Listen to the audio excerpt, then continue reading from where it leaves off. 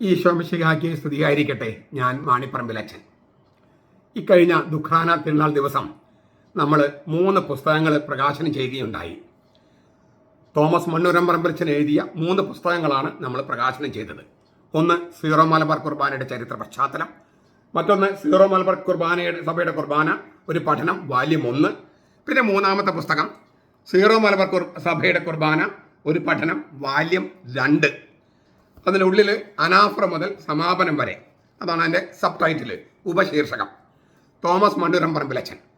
ഈ അച്ഛന് നമ്മൾ ദുഃഖാന തിരുനാളിന് നമ്മൾ കുറേ പേര് കണ്ടു, നിങ്ങൾ കുറേ പേർക്ക് അറിയാം. ആ അച്ഛനാണ്, മണ്ണൂരം പറമ്പിലച്ചനാണ് ഈ കുർബാന തക്സ, ഇതാണ് കുർബാന തക്സ, അച്ഛന്മാർ കുർബാനയിൽ ഉപയോഗിക്കുന്ന തക്സ കുർബാന പുസ്തകം. ഇത് തയ്യാറാക്കിയത് മണ്ണൂരം പറമ്പിലച്ചനാണ്. ഇതാണ് സീറോ മലബാർ സഭയുടെ ആഘോഷപൂർവകമായ രാസക്രമം. ഇതാണ് നമ്മുടെ ഇതിലെ രാസക്രമമാണ് നമ്മുടെ ശരിക്കുള്ള കുർബാന. അതിൽ ചില ഘടകങ്ങൾ മാറ്റുമ്പോൾ അത് ആഘോഷമായ കുർബാനയാകും, കുറച്ചും കൂടി ഘടകങ്ങൾ മാറ്റുമ്പോൾ അത് സാധാരണ കുർബാനയാകും. അപ്പോൾ ഒറ്റ കുർബാനയേ ഉള്ളൂ.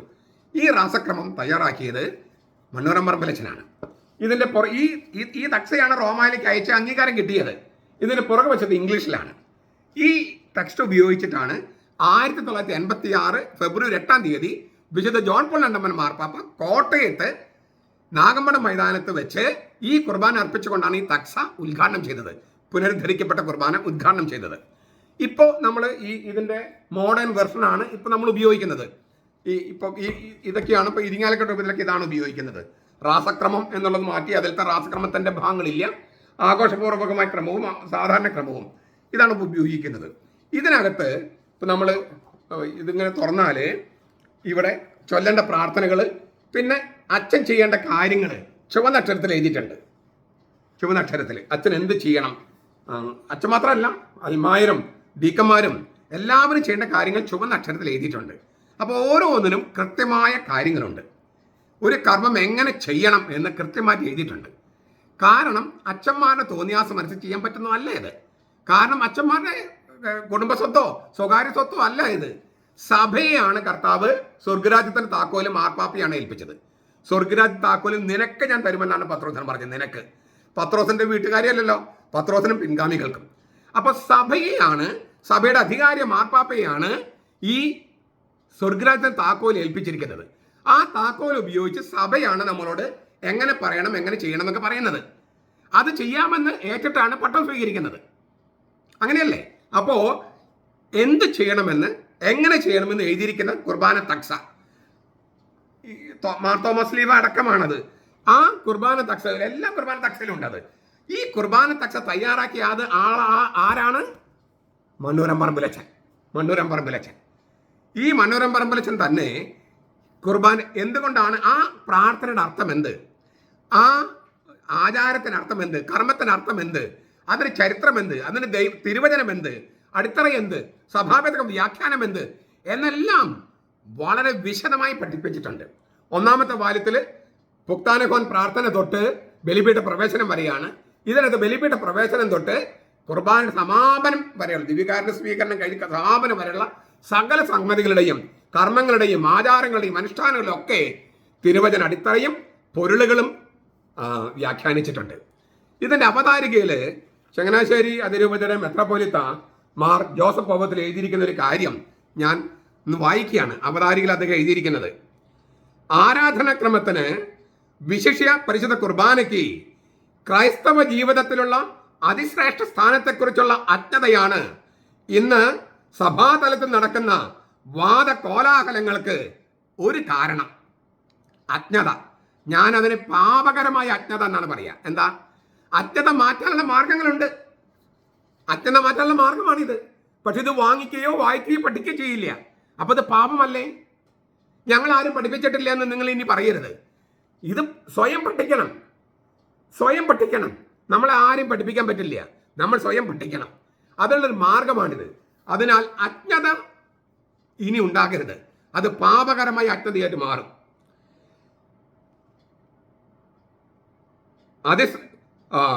ആരാധനാക്രമത്തിന് വിശിഷ്ട പരിശുദ്ധ കുർബാനയ്ക്ക് ക്രൈസ്തവ ജീവിതത്തിലുള്ള അതിശ്രേഷ്ഠ സ്ഥാനത്തെക്കുറിച്ചുള്ള അജ്ഞതയാണ് ഇന്ന് സഭാതലത്തിൽ നടക്കുന്ന വാദകോലാഹലങ്ങൾക്ക് ഒരു കാരണം. ഈ സ്ഥലകാല അവബോധത്തോടെ ചിന്തിക്കുമ്പോഴാണ് ഏതാനും വർഷങ്ങളായി ബഹുമാനപ്പെട്ട മണ്ണൂരാൻ പറമ്പിലച്ചൻ നടത്തുന്ന പരിശ്രമങ്ങളുടെ പ്രസക്തി കൂടുതൽ വ്യക്തമാകുന്നത്. സീറോ മലബാർ സഭയുടെ ആരാധനാക്രമത്തെക്കുറിച്ചും അതിന്റെ കേന്ദ്രമായി വിശുദ്ധ കുർബാനയെക്കുറിച്ചും സമൂഹത്തിന് വെളിച്ചം പകരുവാനുള്ള അച്ഛന്റെ തപസ്യ ഏറെ ശ്ലാഘനീയമാണ്. ഈ ഒരു ലക്ഷ്യത്തോടെയുള്ള അച്ഛന്റെ പരിശ്രമങ്ങളുടെ മറ്റൊരു തെളിവാണ് സീറോ മലബാർ സഭയുടെ കുർബാന ഒരു പഠനം വാല്യം 2.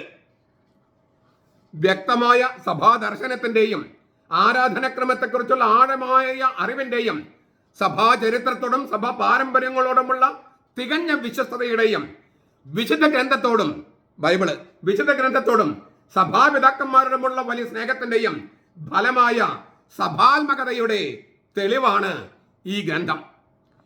വിശുദ്ധ കുർബാനയുടെ ഏറ്റവും പ്രധാന ഭാഗമായ അനാഫറയും തുടർന്നുള്ള സമാപന ശുശ്രൂഷകളുമാണ് ഈ ഗ്രന്ഥത്തിൽ പഠന വിധേയമാകുന്നത്.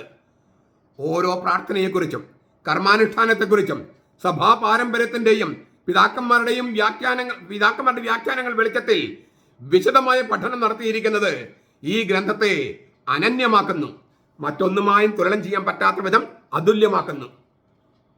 അതുപോലെ തന്നെ സീറോ മലബാർ കുർബാനയ്ക്ക് മറ്റ് കുർബാനക്രമങ്ങളുമായുള്ള സാധർമ്യവും വ്യതിരിക്തതയും പഠന വിധേയമാക്കിയിരിക്കുന്നതും ഏറെ ശ്രദ്ധേയമാണ്.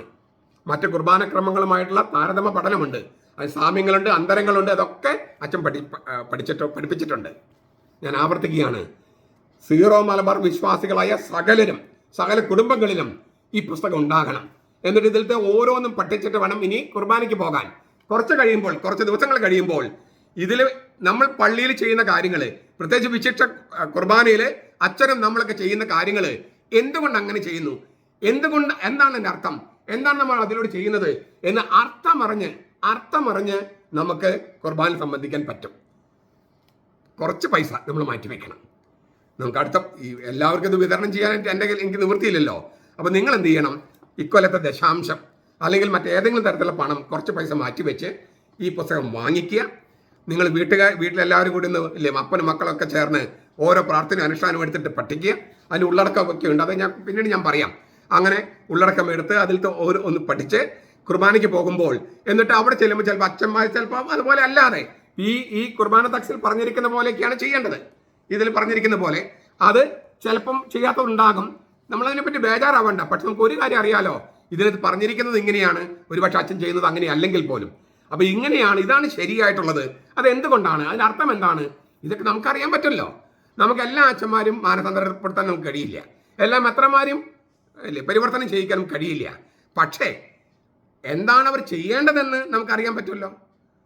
അവർ ചെയ്യേണ്ടത് എങ്ങനെയാണ് ചെയ്യുന്നില്ല, പക്ഷേ ചെയ്യേണ്ടത് ഇങ്ങനെയാണ്, അതിൻ്റെ അർത്ഥം ഏതാണെന്ന് നമുക്കറിയാൻ പറ്റുമല്ലോ, സത്യം അറിയാൻ പറ്റുമല്ലോ. അത് നമ്മളെ സ്വതന്ത്രമാക്കില്ലേ, സത്യം നമ്മളെ സ്വതന്ത്രമാക്കും. അതിനാൽ ഈ ഒരു വർഷം കുർബാന ഞാനൊരു ദുഃഖാന നവോത്ഥാനം എന്നാണ് പ്രഖ്യാപിച്ചത്. അതിൻ്റെ ഏറ്റവും പ്രധാനപ്പെട്ട ലക്ഷ്യം പ്രബോധനമാണ്, പ്രബുദ്ധരാവകലാണ്. അതിന് നമ്മൾ ചെയ്യേണ്ടത് ഈ 3 പുസ്തകങ്ങൾ, ഞാൻ ഇന്ന് പരിചയപ്പെടുത്തിയ 3 പുസ്തകങ്ങൾ അത് വാങ്ങിച്ച് വായിച്ച് പഠിച്ച് ധ്യാനിച്ച് കുർബാനയിൽ സംബന്ധിക്കുക. കുർബാന സംബന്ധിക്കുമ്പോൾ ഇതെല്ലാം പഠിച്ചിട്ടാണെങ്കിൽ, ഈ പുസ്തകം വാങ്ങിച്ച് പഠിച്ചിട്ടാണെങ്കിൽ എന്താണ് ഓരോ കർമ്മത്തിൻ്റെയും അനുഷ്ഠാനമെന്ന് നമുക്ക് മനസ്സിലാകും. അതിനാൽ നമുക്ക് ഈ കൊല്ലം കുർബാനയെക്കുറിച്ചുള്ള ഒരു ആഴമേറിയ പഠനത്തിൻ്റെ വർഷമായി രൂപാന്തരപ്പെടട്ടെ. മറ്റ് കാര്യങ്ങൾ സ്വാഭാവികമായിട്ട് അതിൻ്റെ അനന്തരഫലമായി സംഭവിക്കുമെന്നാണ് ഞാൻ പ്രത്യാശിക്കുന്നത്. വിപ്ലവം താഴെത്തട്ടിൽ നിന്നാണ് വരിക, മുകളിൽ നിന്നല്ല, താഴെത്തട്ടിൽ നിന്നാണ്. നമ്മൾ ഓരോരുത്തരും പ്രബുദ്ധരാകുമ്പോൾ മറച്ചൊന്ന് ചെയ്യാൻ ആർക്കും കഴിയാതെ വരും. അതല്ലേ വേണ്ടത്. അതിനാൽ എൻ്റെ കൺട്രിബ്യൂഷൻ എന്താണ്, ഈ പുസ്തകം വായിച്ച് പഠിച്ച് കുർബാന സംബന്ധിക്കുക. അറിഞ്ഞ് ഓരോ കർമ്മങ്ങളുടെയും ഓരോ പ്രാർത്ഥനയുടെയും ആചാരത്തിൻ്റെയും അനുഷ്ഠാനത്തിൻ്റെയും അർത്ഥമറിയാം. അതറിയാൻ ഇതിനേക്കാൾ നല്ലൊരു പുസ്തകമില്ല. എന്തുകൊണ്ട്, ഈ കുർബാന തക്സ തയ്യാറാക്കിയ ആൾ തന്നെയാണ് അതിൻ്റെ പഠനം നൽകിയിരിക്കുന്നത്. ഈ കുർബാന തക്സയാണ് മാർപ്പാപ്പ അംഗീകരിച്ചത്. ഈ കുർബാന തക്സ ഉപയോഗിച്ചിട്ട് മാർപ്പാപ്പ കുർബാന അർപ്പിച്ചത്. ഈ കുർബാന അർപ്പിച്ചപ്പോൾ കർമ്മോപദേഷ്ടാവായിരുന്നത് ഈ മണ്ണൂരാൻ പറമ്പിലച്ചനാണ്. കർമ്മങ്ങൾ എങ്ങനെ മാർപ്പാപ്പ ചെയ്യണമെന്നും അദ്ദേഹത്തിന് നിർദ്ദേശം കൊടുത്തിരുന്നതും ഈ പറഞ്ഞ മണ്ണൂരാൻ പറമ്പിലച്ചനാണ്. അപ്പോൾ നിങ്ങൾക്ക് ഊഹിക്കാം എത്രയോ സമ്പന്നമാണ് നമ്മുടെ സഭ, എത്രയോ അനുഗ്രഹപ്രദമാണ് ഈ പുസ്തകങ്ങൾ. അതിനാൽ ഞാൻ ആവർത്തിക്കുകയാണ്, ഇത് വാങ്ങിച്ച് വായിച്ച് പഠിച്ച് പ്രചരിപ്പിക്കുന്നത് ദൈവകൃപ ഉണ്ടാകാൻ, നമ്മുടെ വീട്ടിലേക്ക് കൃപ ചൊരിയാൻ അത് കാരണമാകും. കർത്താവ് നമ്മ അങ്ങനെ കൃപ ചൊരിയട്ടെ. നമ്മുടെ കർത്താവ് ഈശോ മിശിഹായുടെ കൃപയും പിതാവായ ദൈവത്തിന്റെ സ്നേഹവും പരിശുദ്ധാത്മാവിന്റെ സഹവാസവും നാം എല്ലാവരോടും കൂടി ഉണ്ടായിരിക്കട്ടെ, ഇപ്പോഴും എപ്പോഴും എന്നേക്കും. ആമേൻ.